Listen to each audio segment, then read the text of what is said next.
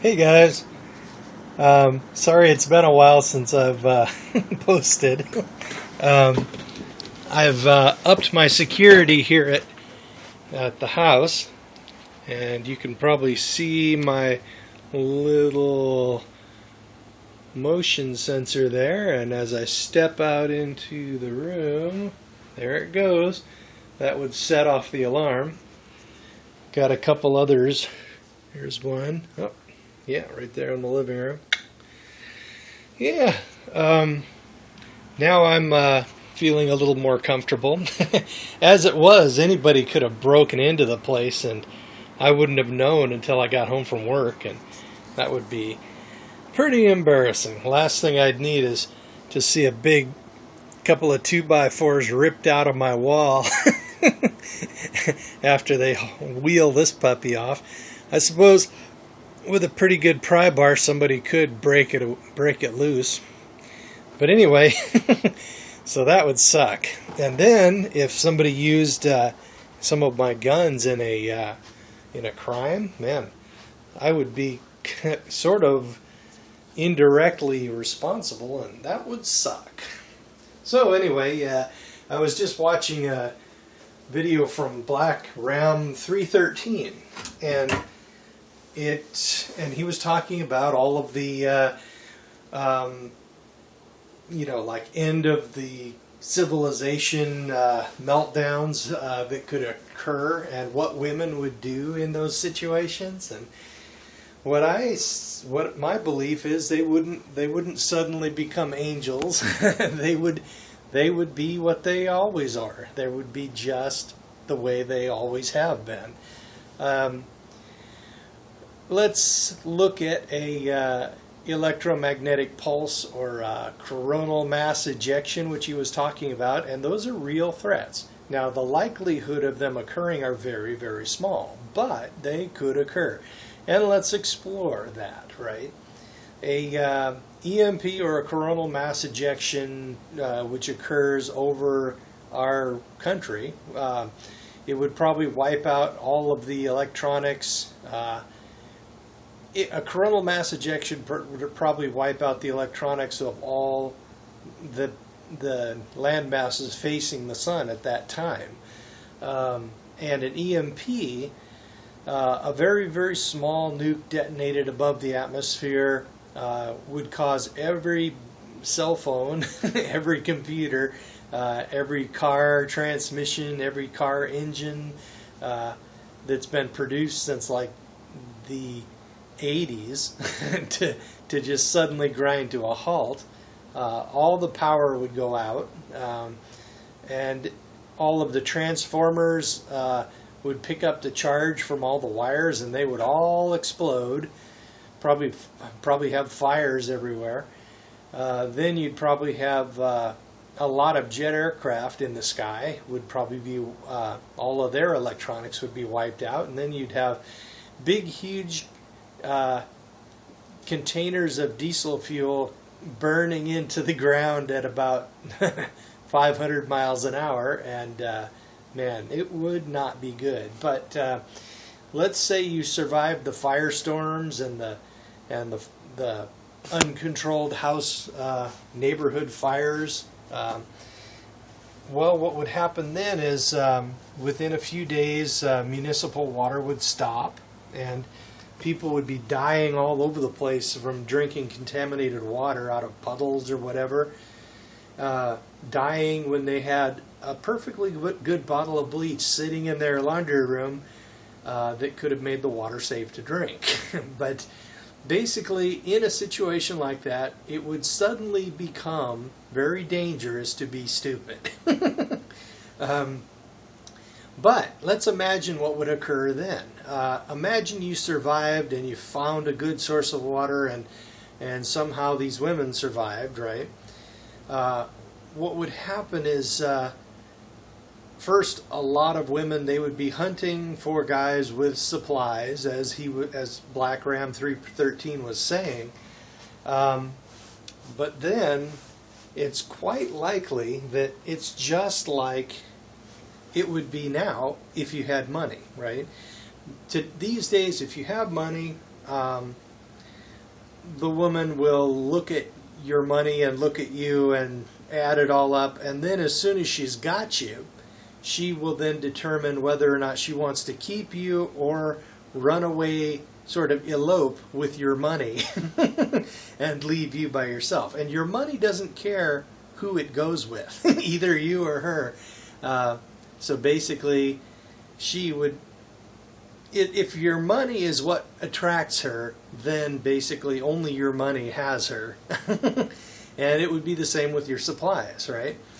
If you ended up taking in some chick who's like I don't know, in her prime and all that, it's quite likely that she, unless you are also like very attractive and very together and all that, it's quite likely that she is there just for your resources. And if that's the case, at the first opportunity, unless you are somehow the resource, your ability to create resources, create this, or earn what's left of earn income in whatever form, unless you yourself are the resource, she will then look at the resources and determine how to separate you from the resources so that she can run away with your resources.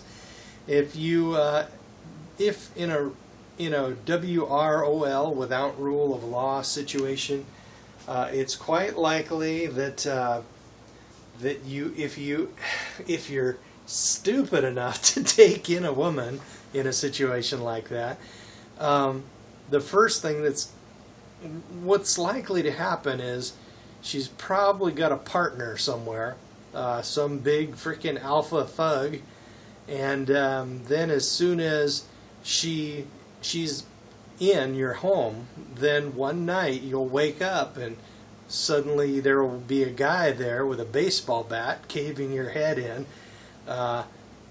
and then her and this new guy would then take up residence in your house, or start loading stuff up in their jalopy to take away down to the local flea market to sell it, or just to separate you from your resources.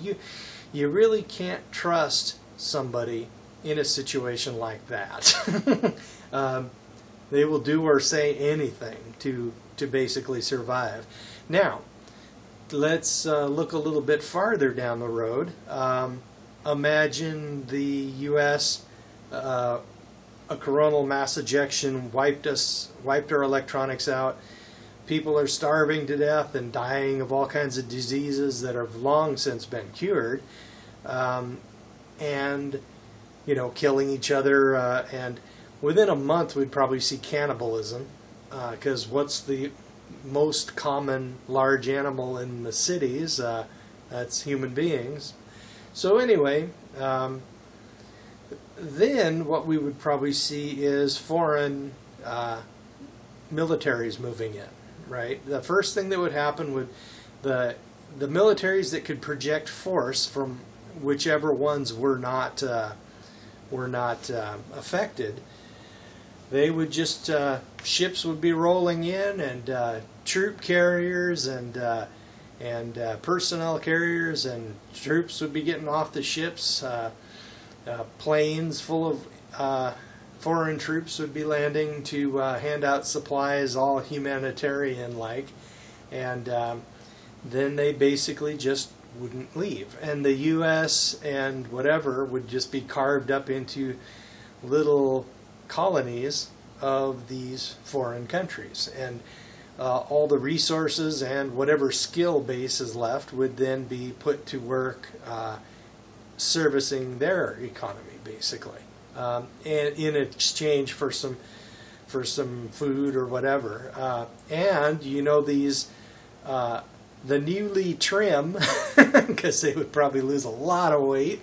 All of these American women around here who are burning, well, they were burning bras, but they're running around all feminist and everything. As soon as Chinese forces or some other national forces land, the second they hit the frickin' ground, they and their vaginas would descend upon these foreign troops, clamoring for a way to get out of the country, and they would just be happy as can be, happy as a clam, to take off to China and increase the percentage of women in that country, and live and learn how to eat rice and say, man, that's good stuff. And they would be gone. And basically, so the moment other males with resources show up, man, they would be all over that. It happens with every foreign occupying force. Less so in the Middle East because they have a religion that prevents them from dallying very much with foreigners, although they want to. When I was in Turkey, man, there was this girl, and she gave me the look, and then sort of an apologetic look. Nope, I can't talk to you. So anyway, they would just be climbing on those ships and heading for China. But if we're to discuss disasters a little bit, the chances of something like that happening are real low. Basically, there's a guy named Jack Spirko who has a podcast that I've been listening to for years now, called the Survival Podcast. And he basically came up with a sort of an equation of how likely a disaster is in relation to how many people it affects. With the increase in the number of people it affects, the likelihood of the disaster falls, right?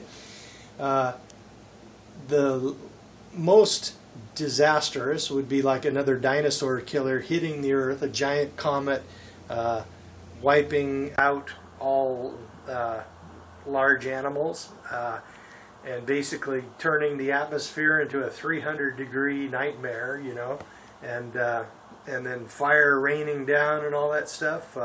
That would be that's a very unlikely event, and it's something you can't really prepare for, but it's very unlikely. Then, of course, as the level or the amount of people affected decreases, the more likely something that is to occur.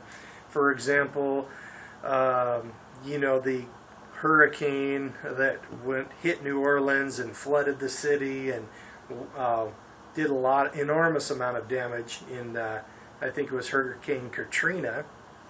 The likelihood of that happening is low. Same thing could happen up here in the Northwest, a big, huge earthquake. They say we're overdue for one, and that would really mess us up hard. But that's also not very likely to occur in any given year. Then you've got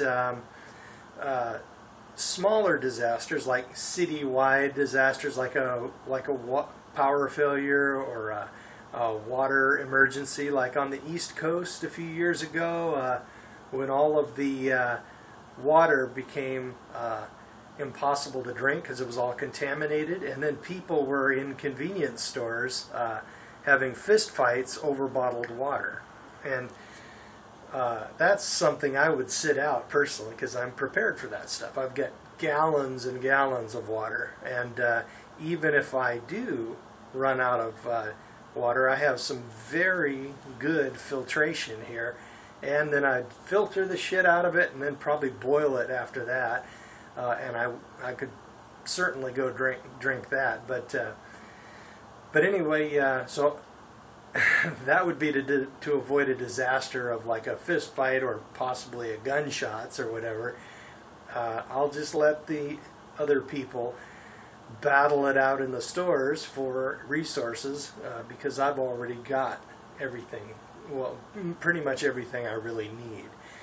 Then, of course, you get smaller disasters like your own street or one part of town, and disasters that affect smaller areas are more likely to occur. And the most likely to occur disaster will occur to you only. You know, you or your immediate family, and that could be like an injury or an injury that prevents you from working, or your house burns down, or some kind of big, huge, unexpected bill, or a divorce. Needless to say, that's a disaster. Those are disasters that are likely to happen. They absolutely will. Almost everybody here has lost their job at one time or another, even if they had to quit because somebody was driving them crazy, right? Everybody has run into that disaster, and basically the things that allow you to survive and weather those storms are the little tiny disasters that affect only you. Those steps also will come in real handy if there's a gigantic disaster. So anything you do, like putting away a few extra soda bottles full of water, starting a garden if you have a place to do it, having some food. You know, I've got, this is just my pantry, and I got another shelf back there. Then, of course, out in the backyard, I've got a big shed full of things like 6-gallon buckets of wheat and stuff like that. And I have a wheat grinder, and I have enough wheat back there to make pancakes for a couple of years. And in a situation where I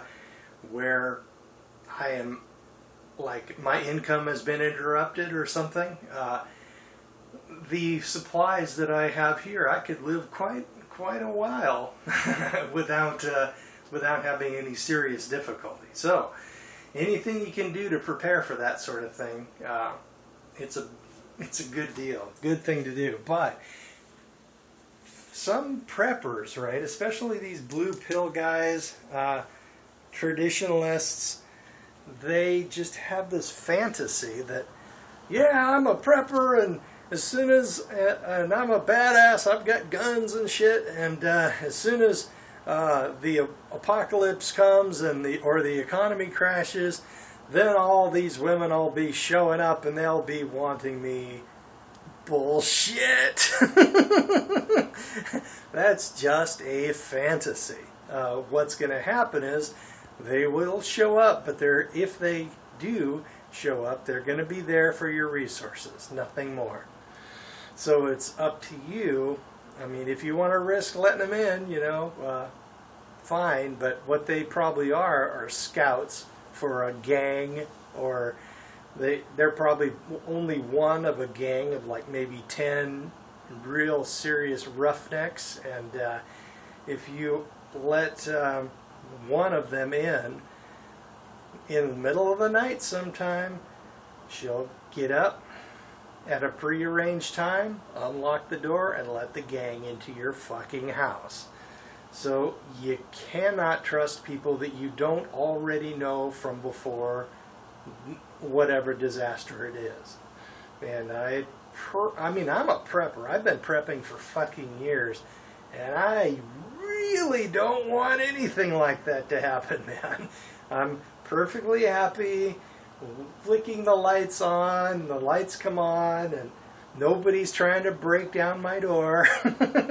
And life is pretty stable and fairly prosperous. I go to my job, fix trucks, and come home and punch up Doctor Who on TV. That's my thing. Anything, interesting times? Nah, I've had enough interesting times in my life. So yeah, basically, women will behave just like they always have. They will look for resources. They will not have loyalty. If you bring one in, even if she's not a gang member or something, the only thing she's going to be doing is looking at you to try to determine how she can get your money.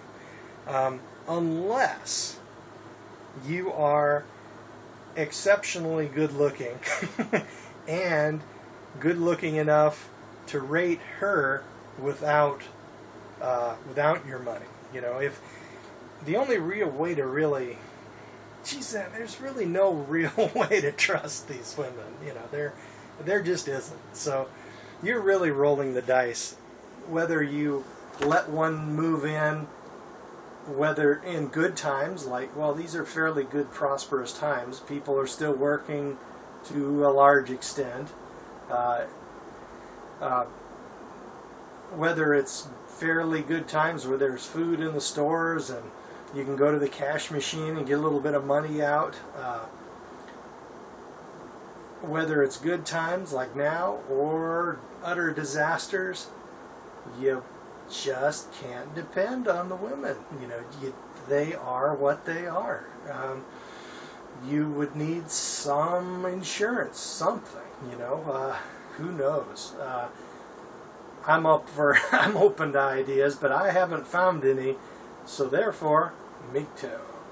That's about it. So I've been channel update, I guess. I'm just been doing my normal thing, and I had a little security scare, not really a scare, but just a little nudge, you know, and it let me know that I really had to increase my security a little bit. And I have a system now that will give my cell phone a call when if there's a disturbance in one of the sensors. So I'm not feeling as naked as I did before. And so now when my dad happens to be out of town, like he is right now, I can go to work and just set my alarm, and then if I get a cell phone call, I can determine which sensor it was, which door it was, and determine what to do. I have a webcam I can punch up and then take a quick look around, and if I see people carrying my belongings out of the house, then I'll give the police a call. Okay, well, other than that, I've just been continuing to plug along. Yes, bitcoins are still dropping in price, and they're getting cheaper every day. And as normal, I'm just continuing to purchase another 1 or 2 bitcoins a month. If the price gets really low, like maybe 250 or something, my normal monthly investment will just buy a little bit more, you know. So I would go into, I'm thinking about a video on the velocity of money and how to do some basic investing, but not today. So this will just have to be my video response to Black Ram, and the video is called "What Will She Do When?" Later.